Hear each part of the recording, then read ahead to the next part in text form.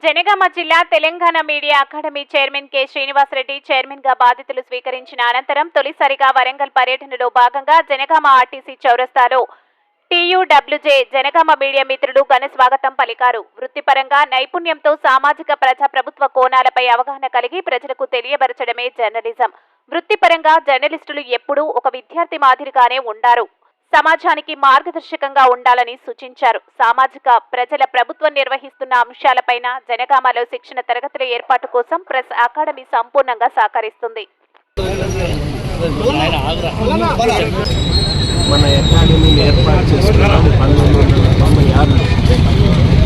ఇప్పుడు మళ్ళీ ఒక అవకాశం వచ్చింది కాబట్టి వాటిని పునరుద్ధరించి జర్నలిస్టులు నూతన తరమైతే మంచి చెడుల గురించి చర్చించుకోవటము, వృత్తిపరమైన అంశాలని నేర్చుకోవటము, జర్నలిజంలో కొంతకాలంగా ఉన్న మిత్రులకి వివిధ అంశాలపైన ఎట్లా సామాజిక కోణం నుంచి, ప్రజల కోణం నుంచి, ప్రభుత్వం నిర్వహిస్తున్న కార్యక్రమాల గురించి వీటన్నించి అవగాహన చేసుకోవడానికి ఒక్కొక్క అంశం మీద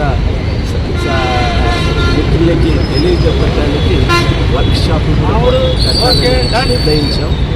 జనగామ మిత్రులు నిర్ణయించుకుంటూ వెంటనే తరగతులను పెట్టడానికి సిద్ధంగా ఉన్నాం. అకాడమీ తోడ్పాటు ఇవ్వడానికి సిద్ధంగా ఉన్నాం.